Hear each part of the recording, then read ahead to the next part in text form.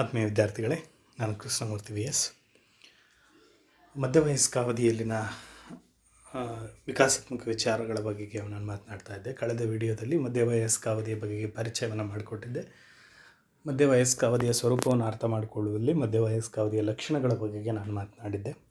ಅದರ ಮುಂದುವರಿದ ಭಾಗವಾಗಿ ಈ ಒಂದು ವಯೋಮಾನದಲ್ಲಿ ಆಗ್ತಕ್ಕಂಥ ಶಾರೀರಿಕ ಬದಲಾವಣೆಗಳು, ಎಸ್ಪೆಷಲಿ ಅವರ ಒಂದು ಸಂವೇದನೇಂದ್ರಿಯಗಳಲ್ಲಿ ಆಗುವ ಬದಲಾವಣೆಗಳು ಮತ್ತು ಅವರ ಶಾರೀರಿಕ ನೋಟದಲ್ಲಿ ಆಗ್ತಕ್ಕಂಥ ಬದಲಾವಣೆಗಳು ಮತ್ತು ಅವರ ಒಂದು ಶಾರೀರಿಕ ಕಾರ್ಯಕ್ಷಮತೆಯಲ್ಲಿ ಆಗುವ ಬದಲಾವಣೆಗಳ ಬಗ್ಗೆ ಇಲ್ಲಿ ಮಾತನಾಡೋಣ.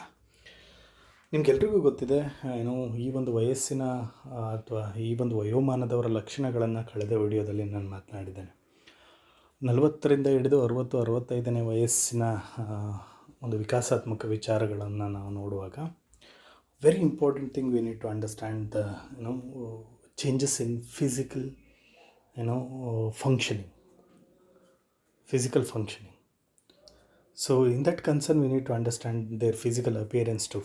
ಈ ಶಾರೀರಿಕ ನೋಟ ಯಾವ ರೀತಿ ಬದಲಾವಣೆ ಆಗೊಳ್ಳುತ್ತೆ ಮತ್ತು ಅವರ ಒಂದು ಸೆನ್ಸರಿ ಎಬಿಲಿಟೀಸ್, ಸಂವೇದನಾ ಅಂಗಾಂಗಗಳ ಒಂದು ಕಾರ್ಯಕ್ಷಮತೆ ಯಾವ ರೀತಿ ಬದಲಾವಣೆಗೊಳ್ಳುತ್ತೆ ಮತ್ತು ಶಾರೀರಿಕ ಕಾರ್ಯಕ್ಷಮತೆಯ ಬಗೆಗೆ ನಾವಿಲ್ಲಿ ಅರ್ಥ ಮಾಡ್ಕೊಳ್ಳೋಣ. Very important thing we need to understand changes in appearance. When I was speaking about the characteristics, I told you that this age seems to be awkward age.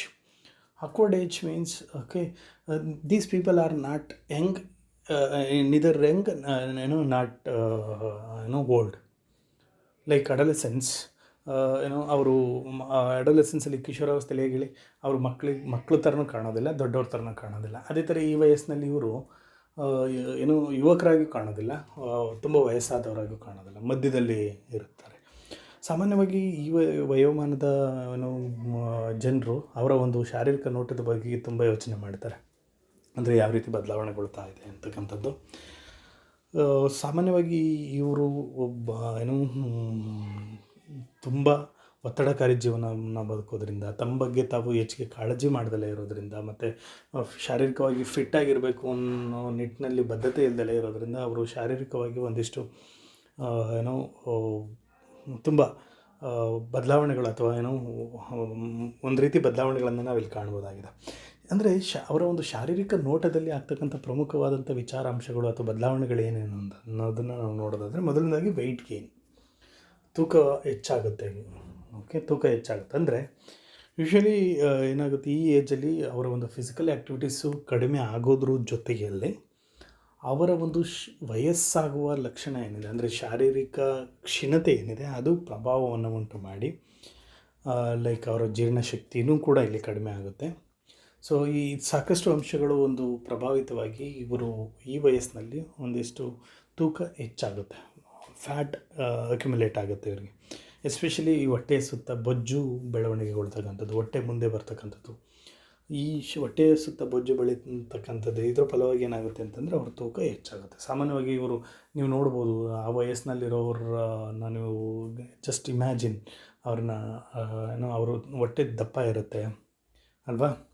ಅದೇ ರೀತಿ ಲಾಸ್ ಆ್ಯಂಡ್ ಗ್ರೇಯಿಂಗ್ ಆಫ್ ಸಾಮಾನ್ಯವಾಗಿ ಈ ವಯಸ್ಸಿನವರು air loss ಆಗಿರುತ್ತೆ, ಬಾಲ್ಡೆಡ್ ಅಂತ ಕರೀತಾರೆ ಅಲ್ವಾ. ಅಥವಾ ಕೂದಲುಗಳು ತುಂಬ ವಿರಳ, ಕಡಿಮೆ ಇರುತ್ತೆ, ಅಥವಾ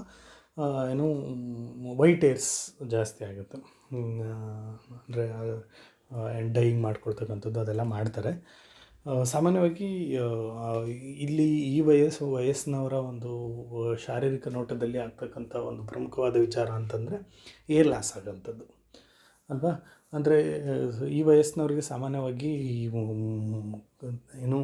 ನೆತ್ತಿಯ ಮೇಲೆ ಕೂದಲು ಇರೋದಿಲ್ಲ ಅಥವಾ ಉದುರೋಗುತ್ತೆ, ಅಥವಾ ಇದ್ದರೂ ಕೂಡ ಏನಾಗುತ್ತೆ ತುಂಬ ವಿರಳವಾಗಿರುತ್ತೆ. ಮತ್ತು ಕೂದಲು ತುಂಬ ಮೊದಲಿನ ಥರ ತಿಕ್ಕಾಗಿರೋದಿಲ್ಲ, ತುಂಬ ತಿನ್ನಾಗುತ್ತೆ ಇಲ್ಲಿ ಕೂದಲು.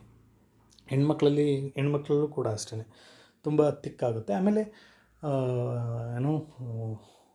ವೆರಿ ಇಂಪಾರ್ಟೆಂಟ್ ಏನಾಗುತ್ತೆ ಅಂತಂದರೆ, ಈ ವಯಸ್ಸಿನಲ್ಲಿ ಕೂದಲು ತುಂಬ ಬೆಳ್ಳಗಾಗೋದು, ಹೆಣ್ಮಕ್ಳಲ್ಲಿ ಇದು ತುಂಬ ಅವರಿಗೊಂಥರ ತುಂಬ ಮುಜುಗರದ ಸಂಗತಿ ಇದು.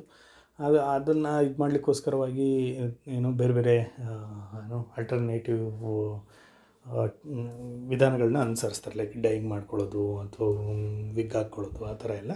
ಬಟ್ ಏಜ್ ರಿಲೇಟೆಡ್ ಚೇಂಜ್ ಇದು ಸಾಮಾನ್ಯವಾಗಿ ಈ ವಯೋಮಾನದವರಲ್ಲಿ ಆಗುವ ಒಂದು ಬದಲಾವಣೆ ಅಂತಂತಂದರೆ ಹೇರ್ ಲಾಸ್ ಅಥವಾ ಏನು ಗ್ರೇಯಿಂಗ್ ಆಫ್ ಹೇರ್ ಅಂತ ಹೇಳ್ಬೋದು. Another important change in appearance is skin changes. ನೀವು ನೋಡ್ಬೋದು ಈ ಮಾಯಿಶ್ಚರಿಂಗ್ ಸ್ಕಿನ್ ಮೊದಲೀಗ ಯೌವನಾವಧಿಯಲ್ಲಿ ಇರುತ್ತಲ್ವ, ಏನೋ ಚರ್ಮ ತುಂಬ ಸಂವೇದನಾಶೀಲವಾಗಿರುವಂಥದ್ದು ಅಥವಾ ತುಂಬ ಏನು ಹೇಳ್ತೀವಿ ಮಾಯಿಶ್ಚರಿಂಗ್ ಅಥವಾ ಏನೋ ದ್ರವ ರೂಪದ ಅಥವಾ ಸ್ವಲ್ಪ ತಣ್ಣಗಿರುತ್ತೆ, ಅಂದರೆ ಆಮೇಲೆ ತುಂಬ ಹೊಳಪಿರುತ್ತೆ ಸ್ಕಿನ್ನು. ಬಟ್ ಇಲ್ಲೇನಾಗುತ್ತೆ ಅಂತಂದರೆ ಈ ವಯಸ್ಸಿನಲ್ಲಿ ಸಾಮಾನ್ಯವಾಗಿ ಸ್ಕಿನ್ನು ತುಂಬ ಡ್ರೈ ಆಗುತ್ತೆ. ತುಂಬ ಡ್ರೈ ಆಗೋದ್ರ ಜೊತೆಯಲ್ಲಿ ಈ ಸ್ಕಿನ್ ವಯಸ್ಸಾದ ಸ್ಪಾಟ್ಸ್ ಅಂತ ಕರಿತೀವಿ, ಏನೋ ವಯಸ್ಸಾದ ಕಲೆಗಳು, ಲೈಕ್ ಏನೋ ಏಜ್ ಸ್ಪಾಟ್ಸ್ ಅಂತ ಕರಿತೀವಲ್ವ, ಆ ಥರ ಏನೋ ಸಣ್ಣ ಸಣ್ಣ ಗುಳ್ಳೆಗಳು ಅಂತಂದರೆ ಕಲೆಗಳು ಕಾಣುವಂಥದ್ದು. ಆಮೇಲೆ ರಿಂಕಲ್ಸ್ ವೆರಿ ಇಂಪಾರ್ಟೆಂಟ್. ಸ್ಕಿನ್ ಏನಾಗುತ್ತೆ ಮೊದಲಿನ ಥರ ತುಂಬ ತೀಕ್ಷ್ಣ ಇರೋದಿಲ್ಲ. ಇಲ್ಲೇನಾಗುತ್ತೆ ಅಂದರೆ ಮಡಚಿಕೆ ರಿಂಕಲ್ಸ್ ಶುರುವಾಗುತ್ತೆ ಸ್ಕಿನ್ನಲ್ಲಿ. ಸೊ ಇದರಿಂದಾಗಿ ಏನಾಗುತ್ತೆ ಅಂದರೆ ಅವ್ರಿಗೆ ವಯಸ್ಸಾಗಿರೋ ಲಕ್ಷಣ ಸ್ಕಿನ್ನಲ್ಲಿ ಎದ್ದು ಕಾಣುತ್ತೆ. ಸೊ ಸ್ಕಿನ್ ಚೇಂಜಸ್ ಆಗುವಂಥದ್ದು ಕೂಡ ಈ ಒಂದು ವಯಸ್ಸಿನವರ ಒಂದು ನೋಟದಲ್ಲಿ ಆಗ್ತಕ್ಕಂಥ ಪ್ರಮುಖವಾದ ಬದಲಾವಣೆ ಅಂತಲೇ ಹೇಳ್ಬೋದು. The skin of face especially face, neck, arms ಮತ್ತು ಹ್ಯಾಂಡ್ಸಲ್ಲಿ ತುಂಬ ಅಂದರೆ ಎಲ್ಲಿ ಒಂದು ಸಾಫ್ಟ್ ಸ್ಕಿನ್ ಇದೆಯೋ ಅಲ್ಲಿ ಅದು ಎದ್ದು ಕಾಣುತ್ತೆ. ಮುಖದಲ್ಲಿ ಸುಕ್ಕುಗಳು ಕಾಣೋದು, ಏನೋ ಕೈಗಳಲ್ಲಿ, ಕಾಲುಗಳಲ್ಲಿ, ನೆಕ್ ಕುತ್ತಿಗೆ ಭಾಗದಲ್ಲಿ ಮತ್ತು ಏನು ತೋಳುಗಳಲ್ಲಿ ರಿಂಕಲ್ಸ್ ಕಂಡು ಬರತಕ್ಕಂಥದ್ದನ್ನು ನಾವು ನೋಡ್ಬೋದಾಗುತ್ತೆ. ಅದೇ ರೀತಿ ಬಾಡಿ ಸ್ಯಾಗ್ ಅಂತ ಕರೀತೀವಿ. ಬಾಡಿ ಸ್ಯಾಗ್ ಅಂತಂದರೆ ಈಗ ಮಾಂಸಖಂಡಗಳು ಜೋತು ಬೀಳೋದು. ಈ ಮೊದಲೇನಾಗುತ್ತೆ ಅಂತಂದರೆ ಸ್ಟಿಫ್ ಶೋಲ್ಡ್ರು ತುಂಬ ಸ್ಟಿಫ್ ಆಗಿರುತ್ತೆ, ಒಂದು ಅಥ್ಲೆಟಿಕ್ ಬಾಡಿ ಟೈಪು ಏನೋ ಬಾಡಿ ಸ್ಟ್ರಕ್ಚರ್ ಇರುತ್ತೆ. ಬಟ್ ಈ ವಯಸ್ಸಿನಲ್ಲಿ ಏನಾಗುತ್ತೆ ಅಂತಂದರೆ ಶೋಲ್ಡ್ರು ರೌಂಡ್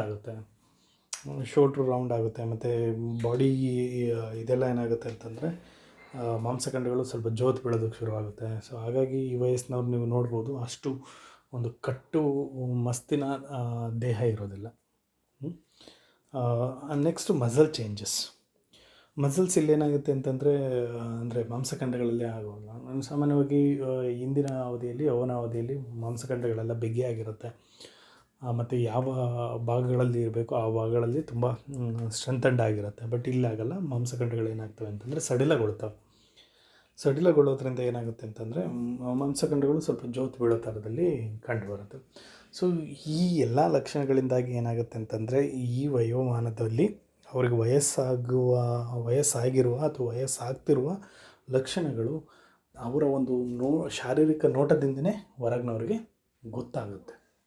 ಸೊ ಈ ರೀತಿಯ ಒಂದು ಶಾರೀರಿಕ ನೋಟದ ಫಲವಾಗಿ ಅವರಿಗೆ ವಯಸ್ಸಾಗಿದೆ ಅನ್ನೋದನ್ನು ಅವರೆಷ್ಟೇ ಮರೆಮಾಚಲಿಕ್ಕೆ ಪ್ರಯತ್ನ ಪಟ್ಟರೂ ಕೂಡ ಅದು ಹೊರ ಜಗತ್ತಿಗೆ ಗೊತ್ತಾಗುತ್ತೆ. ಯಾವುದ್ಯಾವುದು ತೂಕ ಹೆಚ್ಚಿಗೆ ಆಗುವಂಥದ್ದು, ಕೂದಲು ಉದುರೋಗುವಂಥದ್ದು ಅಥವಾ ಕೂದಲು ಬೆಳ್ಳಗಾಗೋವಂಥದ್ದು, ಅದೇ ರೀತಿ ಚರ್ಮದಲ್ಲಿ ಆಗ್ತಕ್ಕಂಥ ಬದಲಾವಣೆ, ಅದೇ ರೀತಿ ದೇಹದಲ್ಲಿ ಆಗ್ತಕ್ಕಂಥ ಬದಲಾವಣೆ ಮತ್ತು ಏನೋ ಮಾಂಸಖಂಡಗಳಲ್ಲಿ ಆಗ್ತಕ್ಕಂಥ ಬದಲಾವಣೆಗಳು. ಇವುಗಳ ಫಲವಾಗಿ ಏನಾಗುತ್ತೆ ಅಂತಂದರೆ ಅವರ ಒಂದು ಶಾರೀರಿಕ ನೋಟ ಮೊದಲಿದ್ದಂತೆ ಇರೋದಿಲ್ಲ. ಇಲ್ಲಿ ಒಂದಿಷ್ಟು ಬದಲಾವಣೆಗಳು ಆಗುತ್ತೆ ಅಂತಕ್ಕಂಥದ್ದನ್ನು ನಾವು ಅರ್ಥ ಮಾಡ್ಕೊಳ್ಬೇಕು. Next we need to understand another important physical change which takes place during this period is changes in sensory functioning. ಸಂವೇದನಾ ಅಂಗಾಂಗಗಳಲ್ಲಿ ಆಗುವ ಬದಲಾವಣೆಗಳು, ಸಂವೇದನೇಂದ್ರಿಯಗಳಲ್ಲಿ ಆಗುವ ಬದಲಾವಣೆಗಳು. ಸಂವೇದನೇಂದ್ರಿಯಗಳು ಅಂತಂದರೆ ನಿಮಗೆ ಗೊತ್ತೇ ಇದೆ. ಓಕೆ, ಪಂಚೇಂದ್ರಿಯಗಳು ಅಂತ ಕರಿತೀವಿ. ಅವುಗಳಲ್ಲಿ ವೆರಿ ಇಂಪಾರ್ಟೆಂಟ್ ಸೆನ್ಸರಿ ಆರ್ಗನ್ಸ್ ಅಂತಂದರೆ ಅದು ಕಣ್ಣು ಮತ್ತು ಕಿವಿ.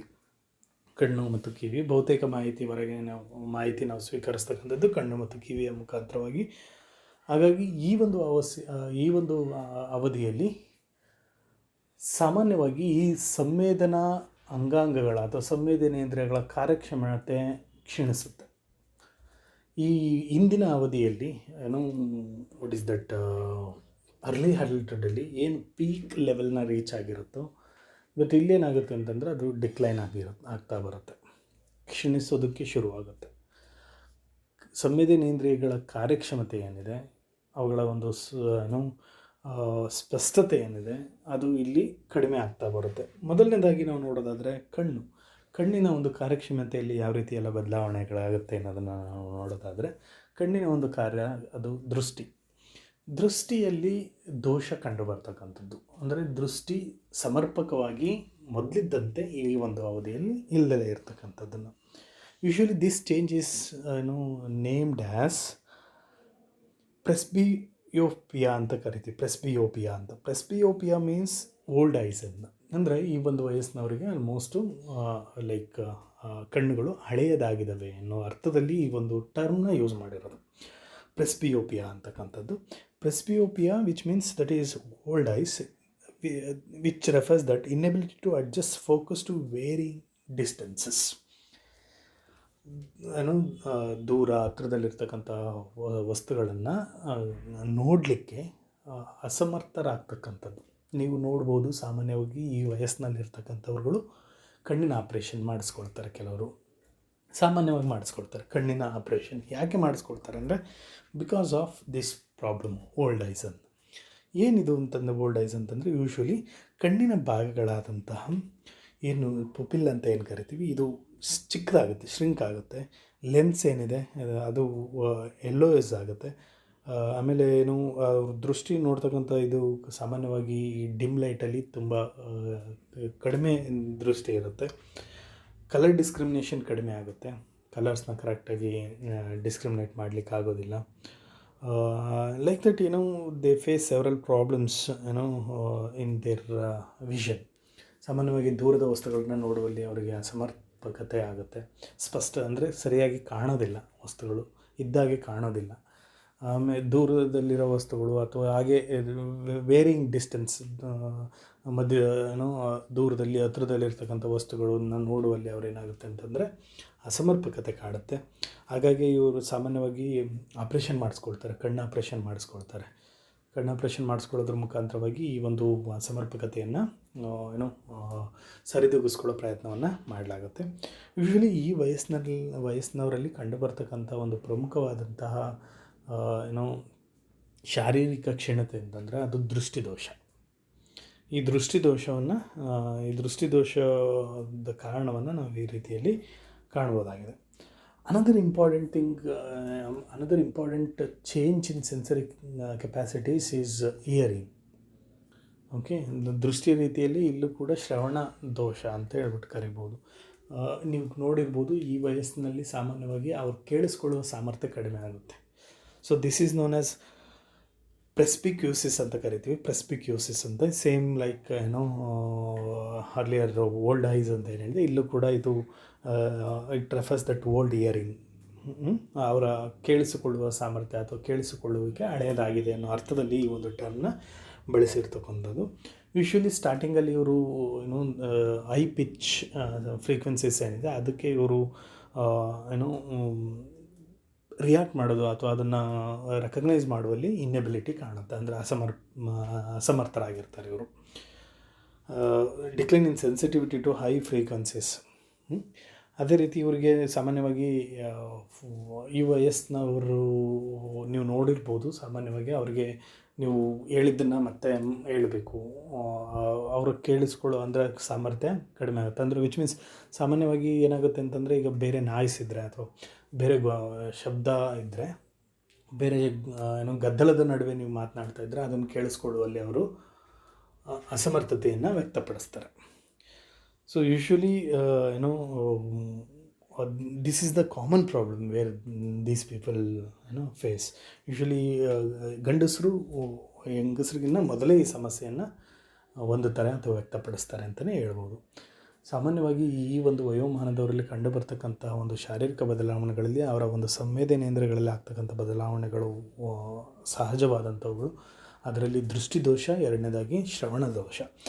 ನೋಡಿದ ವಸ್ತುಗಳನ್ನು ನೋಡುವಲ್ಲಿನ ಅಸಮರ್ಪಕತೆ ಮತ್ತು ಕೇಳಿಸಿಕೊಳ್ಳುವಿನ ಅಸಮರ್ಪಕತೆ ಸಾಮಾನ್ಯವಾಗಿ ಈ ವಯಸ್ಸಿನವರಲ್ಲಿ ಕಂಡುಬರುತ್ತೆ ಅನ್ನೋದನ್ನು ನಾವು ಅರ್ಥ ಮಾಡಿಕೊಡ್ಬೇಕು.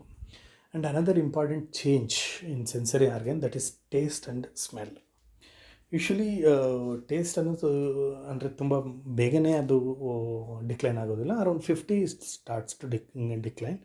50ನೇ ವಯಸ್ಸಿನ ಆಸ್ಪಾಸ್ನಲ್ಲಿ ಏನೋ ಅವರ ಒಂದು ಆ, ಏನೋ ರುಚಿ ಸಾಮರ್ಥ್ಯ ಏನಿದೆ, ರುಚಿ ಸಾಮರ್ಥ್ಯ ಕ್ಷೀಣಿಸುತ್ತೆ. ಇದು ಕೂಡ ವಯೋಸಹಜವಾದಂಥ ಒಂದು ಕ್ಷೀಣತೆ ಅಂತಲೇ ನಾವು ಹೇಳ್ಬೋದಾಗುತ್ತೆ.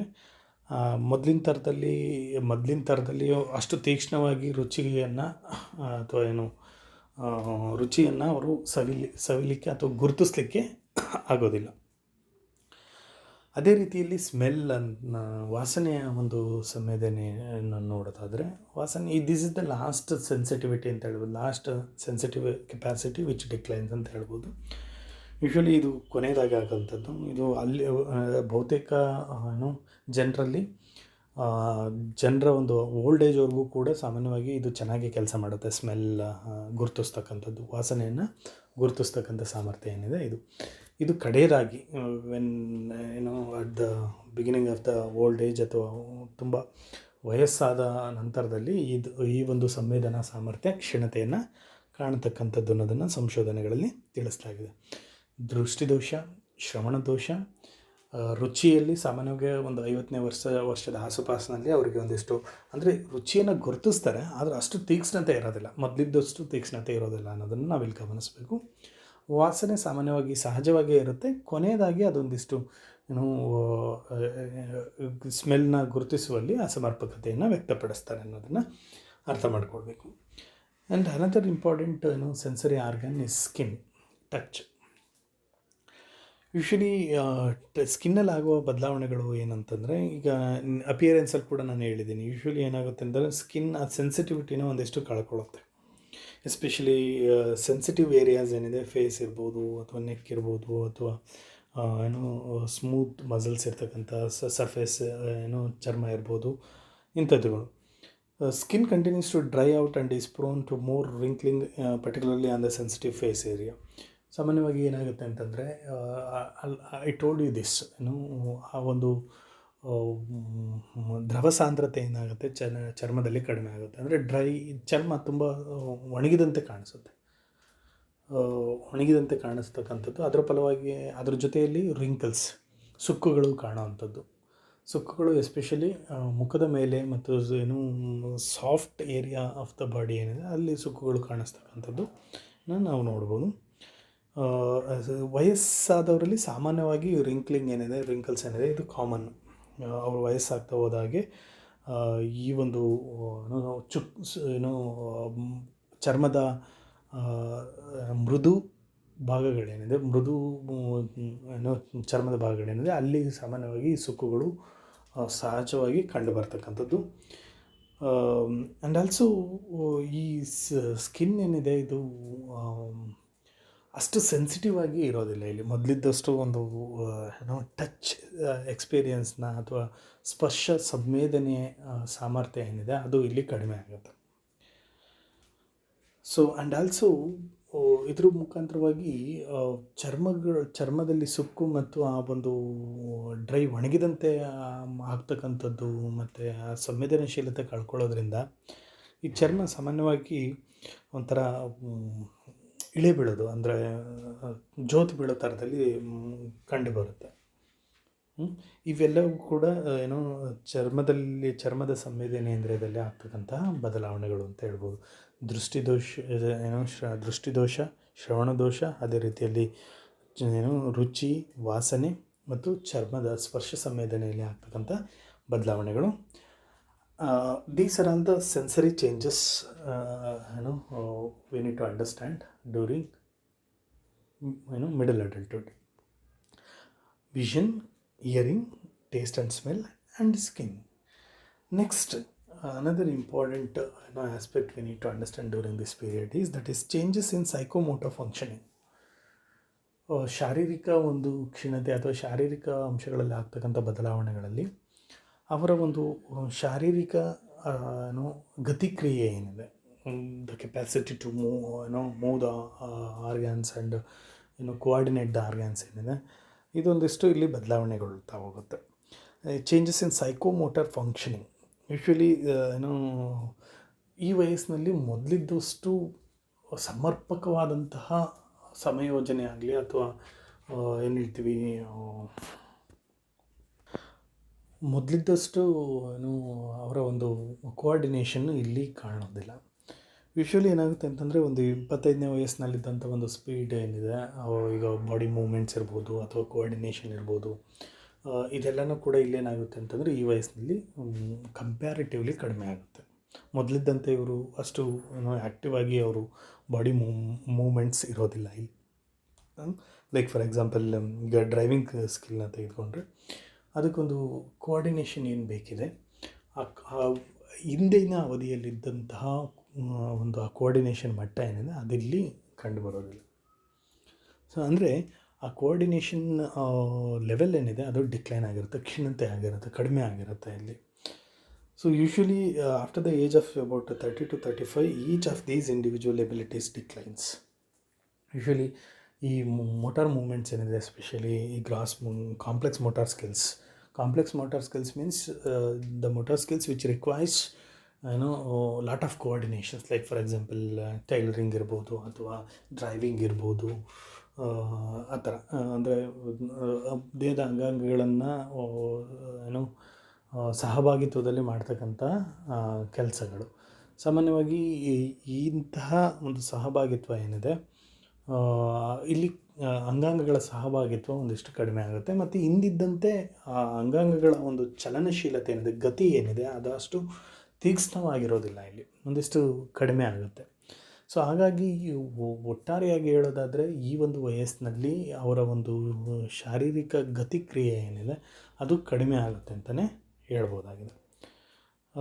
Another important physical change which we can observe that sarcopenia ಅಂತ ಕರಿತೀವಿ. Sarcopenia means you might have seen that the people who are in young age and middle age. Young ಏಜಲ್ಲಿ ಸಾಮಾನ್ಯವಾಗಿ ಅವರ ಮಸಲ್ಸು ಕಟ್ಟುಮಸ್ತಾಗಿರ್ತವೆ. ಅಂದರೆ ಈಗ ಬೈಸಿಪ್ಸ್ ಇರ್ಬೋದು ಅಥವಾ ಥೈಸ್ ಇರ್ಬೋದು, ಎಲ್ಲ ಕಟ್ಟುಮಸ್ತಾಗಿರುತ್ತೆ ಅಲ್ಲಿ. ಬಟ್ ಇಲ್ಲಿ ಏನಾಗುತ್ತೆ ಅಂತಂದರೆ ಆ ಮಸಲ್ ಮಾಸ್ ಸ್ಟ್ರೆಂತ್ ಏನಿದೆ ಅದು ಕಳೆದೋಗ್ಬಿಡುತ್ತೆ. ಗಟ್ಟಿ ಇದೆಯಲ್ಲ, ಕಟ್ಟುಮಸ್ತುತನ ಇದೆಯಲ್ಲ ಅದು ಕರಗಿ ಹೋಗುತ್ತೆ, ಕಡಿಮೆ ಆಗುತ್ತೆ. ಅದರ ಫಲವಾಗಿ ಮಸಲ್ಸು ಜೋತು ಬಿದ್ದಾಗ ಕಾಣುತ್ತೆ. ಇಲ್ಲಿ ನೋಡಿರ್ಬೋದು ನೀವು ಈ ಚಿತ್ರದಲ್ಲಿ. ನಾರ್ಮಲ್ ಮಸಲ್ಸ್ ಏನಾಗಿರುತ್ತೆ ಅಂತಂದರೆ ಅದು ಫ್ಯಾಟ್ ಸೆಲ್ಸು ಮತ್ತು ಆ ಮಸಲ್ಸ್ ಏನಿದೆ ಕಂಪ್ಲೀಟ್ ಕವರ್ ಆಗಿರುತ್ತೆ. ಸೊ ಸ್ಟಿಫ್ ಆಗಿರುತ್ತೆ ಮಸಲ್ಸು. ವೆರಾಸ್ ಸಾರ್ಕೋಫೆನಿಯಾದಲ್ಲಿ ನೋಡಿ ಆ ಮಸಲ್ಸ್ ಏನಾಗುತ್ತೆ ಶ್ರಿಂಕ್ ಆಗುತ್ತೆ. ಅದರಿಂದಾಗಿ ಏನಾಗುತ್ತೆ ಅಂತಂದರೆ ಮಸಲ್ಸು ಒಂಥರ ಏನು ಹೇಳ್ತೀವಿ ಜೋತ್ ಬೀಳೋದು ಅಥವಾ ಸಡಿಲಗೊಂಡಿರುತ್ತೆ. ಅದು sarcopenia is thought to be a significant factor in the frailty and functional impairment that occurs when old. ಸಾಮಾನ್ಯವಾಗಿ ಈ ರೀತಿ ಏನು ಬದಲಾವಣೆಗಳಾಗುತ್ತೆ ಇದ್ರ ಫಲವಾಗಿ ಅವರ ಒಂದು ಫಿಸಿಕಲ್ ಪರ್ಫಾರ್ಮೆನ್ಸ್ ಏನಿದೆ ಅದು ಅಫೆಕ್ಟ್ ಆಗುತ್ತೆ. ಶಾರೀರಿಕ ಕಾರ್ಯಕ್ಷಮತೆ ಏನಾಗುತ್ತೆ ಅದು ಇಂಪೈರ್ ಆಗುತ್ತೆ, ಅಂದರೆ ಕ್ಷೀಣತೆಯನ್ನು ಕಾಣುತ್ತೆ ಅಂತಕ್ಕಂಥದ್ದು.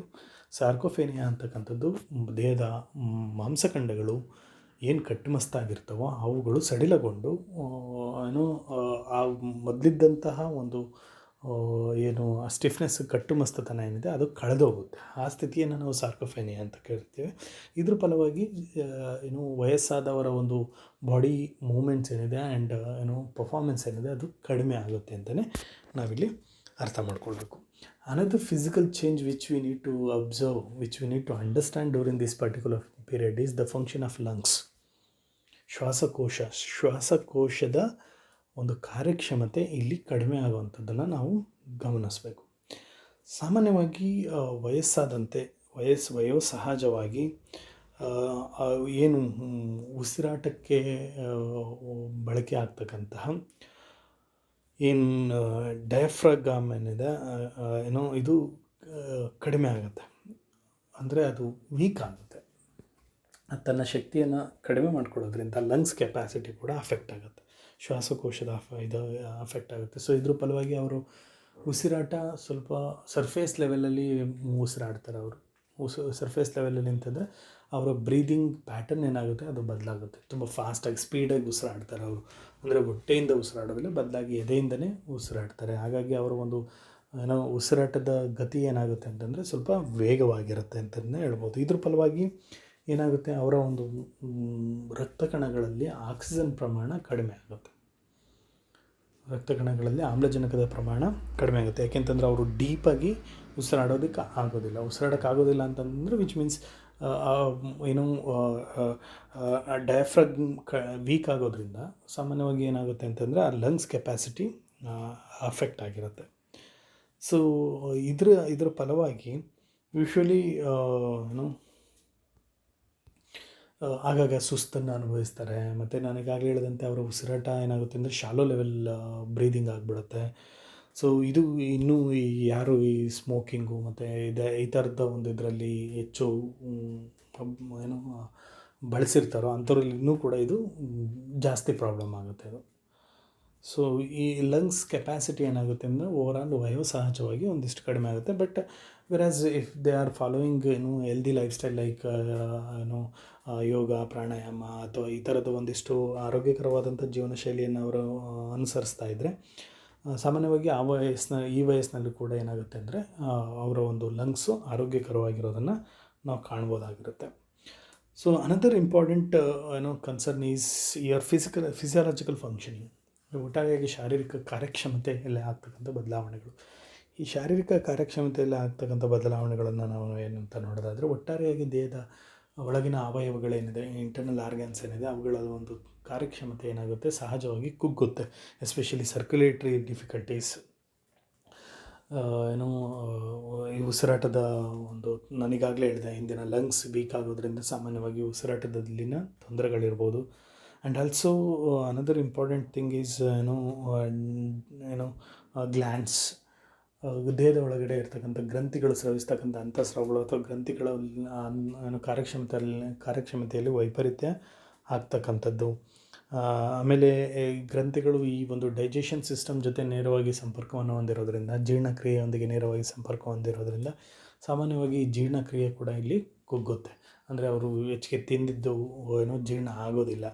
ಜೀರ್ಣ ಆಗದಲ್ಲೇ ಇದ್ದಾಗ ಸಾಮಾನ್ಯವಾಗಿ ಹೊಟ್ಟೆ ಉಬ್ಬರ ಆಗೋವಂಥದ್ದು, ಎದೆ ಉರಿ ಆಗ್ತಕ್ಕಂಥದ್ದು, ಈ ಥರದ ಒಂದು ಅನುಭವಗಳನ್ನ ಅವರು ಅನುಭವಿಸಬೇಕಾಗತ್ತೆ. ಸಾಮಾನ್ಯವಾಗಿ ಈ ಫಿಸಿಯಾಲಜಿಕಲ್ ಫಂಕ್ಷನಿಂಗಲ್ಲಿ ಈ ವಯಸ್ಸಿನಲ್ಲಿ ಅವರು ಹೆಚ್ಚು ಶಾರೀರಿಕವಾಗಿ ಕ್ರಿಯಾಶೀಲರಾಗಿದ್ದಷ್ಟು ಅವರ ಒಂದು ಜೀರ್ಣಕ್ರಿಯೆ ಮತ್ತು ದೇಹದ ಅವಯವಗಳು ಆರೋಗ್ಯಕರವಾಗಿ ಮತ್ತು ಸಕ್ರಿಯವಾಗಿ ಇರ್ತವೆ. ಎಲ್ಲಿ ಅವರು ಅಕಸ್ಮಾತ್ ಹೆಲ್ದಿ ಲೈಫ್ ಸ್ಟೈಲ್ನ ಫಾಲೋ ಮಾಡ್ದೇ, ಆರೋಗ್ಯಕರ ಒಂದು ಜೀವನ ಶೈಲಿಯನ್ನು ಫಾಲೋ ಮಾಡ್ದೇ ಬರೀ ಒತ್ತಡದಾಯಕ ಬದುಕನ್ನು ಅಥವಾ ಬರೀ ಊಟ ಮಾಡೋದು ಅಥವಾ ಕೂತ್ಕೊಳ್ಳೋದು ಅಥವಾ ಈ ಥರದ ಒಂದು ಇದರಲ್ಲಿ ಹೆಚ್ಚಿನ ಸಮಯವನ್ನು ಕಳೀತಾ ಇರ್ತಾರೋ ಸಾಮಾನ್ಯವಾಗಿ ಈ ರೀತಿ ಸಮಸ್ಯೆಗಳು ಹೆಚ್ಚಾಗುತ್ತೆ. ವಯೋಸಹಜವಾಗಿಯೇ ಈ ದೇಹದ ಅಂಗಾಂಗಗಳು ಕ್ಷೀಣಿಸೋದಕ್ಕೆ ಪ್ರಾರಂಭ ಆಗುತ್ತೆ. ಅಂದರೆ ದೇಹದ ಅಂಗಾಂಗಗಳ ಕಾರ್ಯಕ್ಷಮತೆ ಕ್ಷೀಣಿಸೋದಕ್ಕೆ ಪ್ರಾರಂಭ ಆಗುತ್ತೆ. ಅದ್ರ ಜೊತೆಗೆ ಜನರ ಒಂದು ಆರೋಗ್ಯ ಜೀವನ ಶೈಲಿ ಏನಿದೆ ಅದು ಒಂದಿಷ್ಟು ಇಂಟರ್ವೆನ್ಷನ್ ಮಾಡ್ಬೋದು. ಅಂದರೆ ಶಾರೀರಿಕವಾಗಿ ಎಕ್ಸಸೈಸು, ಸಕ್ರಿಯವಾಗಿ ಇರ್ತಕ್ಕಂಥದ್ದು ಮತ್ತು ಯೋಗ, ಪ್ರಾಣಾಯಾಮ ಈ ಥರದ್ದೆಲ್ಲ ಮಾಡೋದ್ರ ಮುಖಾಂತರವಾಗಿ ದೇಹದ ಅಂಗಾಂಗಗಳನ್ನು ಆರೋಗ್ಯವಾಗಿ ಕಾಪಾಡ್ಕೊಳ್ಬೋದಾಗಿರುತ್ತೆ. So how they adjust to these physical changes ಅನ್ನೋದು very important. Usually they need to understand and accept they are in middle age. Adjustment is very important. Adjustment to the physical changes. ಈಗ ಶಾರೀರಿಕವಾಗಿ ಆಗ್ತಕ್ಕಂಥ ಸಾಕಷ್ಟು ಬದಲಾವಣೆಗಳೇನಿದೆ ಆ ಬದಲಾವಣೆಗಳನ್ನು ಅವರು ಒಪ್ಕೊಂಡು ಅವುಗಳನ್ನು ನಿಭಾಯಿಸಲಿಕ್ಕೆ ಅವರು ಸಿದ್ಧರಾಗ್ತಕ್ಕಂಥದ್ದು. ಯೂಶ್ವಲಿ ಏನಾಗುತ್ತೆ ಅಂತಂದರೆ first thing is they need to understand and they need to accept, then only they can adjust to the changes. That's very important thing.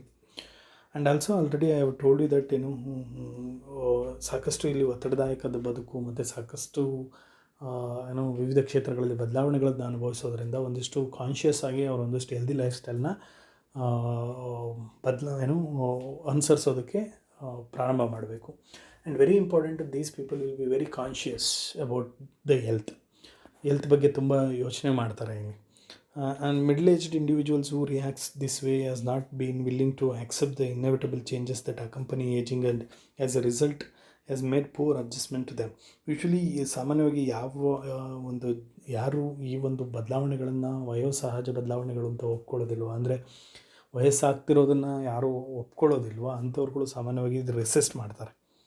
ಅಂದರೆ ಸಾಮಾನ್ಯವಾಗಿ ಅದನ್ನು ಒಪ್ಕೊಳ್ಳೋದಕ್ಕೆ ಅವರು ತುಂಬ ಅಸಮರ್ಪಕತೆಯನ್ನು ವ್ಯಕ್ತಪಡಿಸ್ತಕ್ಕಂಥದ್ದು.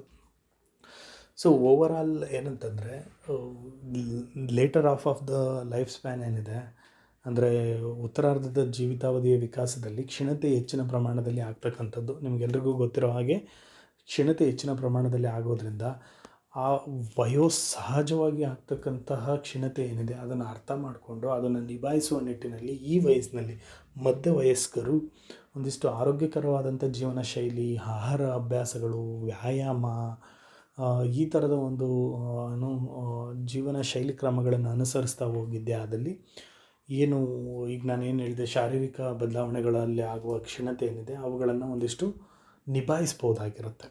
ಅದಕ್ಕೆ ಈ ವಯಸ್ಸಿನಲ್ಲಿ ಪುರುಷ ಮತ್ತು ಮಹಿಳೆಯರು ಬದಲಾವಣೆಗಳನ್ನು ಒಪ್ಕೊಳ್ತಕ್ಕಂಥದ್ದು ತುಂಬ ಇಂಪಾರ್ಟೆಂಟು. ಒಪ್ಕೊಂಡಾಗ ಅದನ್ನು ನಿಭಾಯಿಸಲಿಕ್ಕೆ ಸಾಧ್ಯ ಆಗುತ್ತೆ, ಪರಿಣಾಮಕಾರಿಯಾಗಿ ನಿಭಾಯಿಸ್ಬೋದಾಗಿರುತ್ತೆ. ಸೊ ಈ ವಿಡಿಯೋದಲ್ಲಿ ನಾನು ಪ್ರಮುಖವಾಗಿ ಈ ಒಂದು ವಯಸ್ಸಿನಲ್ಲಿ, ಅಂದರೆ ಮಧ್ಯ ವಯಸ್ಕಾವಧಿಯಲ್ಲಿ ಆಗ್ತಕ್ಕಂತಹ ಒಂದು ಶಾರೀರಿಕ ಬದಲಾವಣೆಗಳಿಗೆ ಸಂಬಂಧಪಟ್ಟಂತೆ, ಮಧ್ಯ ವಯಸ್ಕಾವಧಿಯಲ್ಲಿ ನಾವೊಂದು ಶಾರೀರಿಕ ನೋಟ ಯಾವ ರೀತಿ ಆಗುತ್ತೆ, ಶಾರೀರಿಕ ನೋಟದಲ್ಲಿ ಆಗುವ ಬದಲಾವಣೆಗಳೇನು, ಮತ್ತು ಸಂವೇದನೇಂದ್ರಿಯಗಳಲ್ಲಿ ಉಂಟಾಗ್ತಕ್ಕಂತಹ ಕ್ಷೀಣತೆ ಅಥವಾ ಬದಲಾವಣೆಗಳೇನು, ಮತ್ತು ಶಾರೀರಿಕ ಕಾರ್ಯಕ್ಷಮತೆಯಲ್ಲಿ ಉಂಟಾಗ್ತಕ್ಕಂಥ ಬದಲಾವಣೆಗಳೇನು, ಮತ್ತು ಶಾರೀರಿಕ ಗತಿಕ್ರಿಯೆಗಳಲ್ಲಿ ಆಗ್ತಕ್ಕಂಥ ಬದಲಾವಣೆಗಳೇನು ಅನ್ನೋದ್ರ ಬಗ್ಗೆ ಈ ವಿಡಿಯೋದಲ್ಲಿ ನಾನು ಮಾಹಿತಿಯನ್ನು ತಿಳಿಸ್ಕೊಟ್ಟಿದ್ದೇನೆ. ಮುಂದಿನ ವಿಡಿಯೋದಲ್ಲಿ ನಿಮಗೆ ಇದರ ಮುಂದಿನ ಒಂದು ಭಾಗ ಈ ಶಾರೀರಿಕ ಬದಲಾವಣೆಗಳಿಗೆ ಯಾವ ರೀತಿ ಹೊಂದಾಣಿಕೆ ಮಾಡ್ಕೊಂಡಿದ್ದಾರೆ ಅಂತಕ್ಕಂಥದ್ರ ಜೊತೆಯಲ್ಲಿ ಕೆಲಸದ ಸ್ಥಿತಿಗೆ, ವರ್ಕ್ ನೇಚರ್, ಕೆಲಸದ ಸ್ಥಿತಿಗೆ ಯಾವ ರೀತಿ ಜನರು ಒಪ್ಕೊಳ್ತಾರೆ ಮತ್ತು ಆ ಒಂದು ಕ್ಷೇತ್ರದಲ್ಲಿ ಅನುಭವಿಸ್ತಕ್ಕಂಥ ಒತ್ತಡ ಮತ್ತು ಈ ವಿಚಾರಗಳ ಬಗೆಗೆ ಮುಂದಿನ ವಿಡಿಯೋದಲ್ಲಿ ಮಾತನಾಡಲಿದ್ದೇನೆ. ಸೊ ಈ ವಿಡಿಯೋದಲ್ಲಿ ಮಾತನಾಡಿರ್ತಕ್ಕಂಥ ವಿಚಾರಗಳು ನಿಮಗೆಲ್ರಿಗೂ ಕೂಡ ಅರ್ಥವಾಗಿದೆ ಅಂತ ಭಾವಿಸ್ತೇನೆ. ಇದನ್ನು ನಾನು ಹೇಳುವಾಗ ನೀವು ಅದನ್ನು ಹಾಗೆ ಪಾಯಿಂಟ್ಸ್ ಮಾಡಿಕೊಂಡು ಅಧ್ಯಯನ ಮಾಡಿದ್ರೆ ಉತ್ತಮ, ನಿಮಗೆ ಅರ್ಥ ಆಗುತ್ತೆ. ಮತ್ತು ಬೇಕಂದಾಗ ಇದನ್ನು ರಿವೈಸ್ ಮಾಡಿಕೊಂಡು ನೀವು ಏನಾದರೂ ಅರ್ಥ ಆಗಿಲ್ಲ ಅಂತಂದರೆ ಅದನ್ನು ಮತ್ತೊಮ್ಮೆ ಕೇಳಿಸ್ಕೊಂಡು ಅರ್ಥ ಮಾಡ್ಕೊಳ್ಳೋದ್ರ ಮುಖಾಂತರವಾಗಿ ನೀವು ಇದನ್ನು ಪರಿಣಾಮಕಾರಿಯಾಗಿ ಈ ಒಂದು ವಯೋಮಾನದಲ್ಲಿ ಆಗ್ತಕ್ಕಂತಹ ವಿಕಾಸಾತ್ಮಕ ವಿಚಾರಗಳನ್ನು ಅರ್ಥ ಮಾಡ್ಕೊಳ್ಬೋದಾಗಿದೆ ಅಂತ ತಿಳಿಸ್ತಾ ಇಲ್ಲಿಗೆ ಈ ವಿಡಿಯೋನ ಸ್ಟಾಪ್ ಮಾಡ್ತೇನೆ. ಮುಂದಿನ ವಿಡಿಯೋದಲ್ಲಿ ಭೇಟಿಯಾಗೋಣ. ಎಲ್ರಿಗೂ ಧನ್ಯವಾದಗಳು. Thank you all.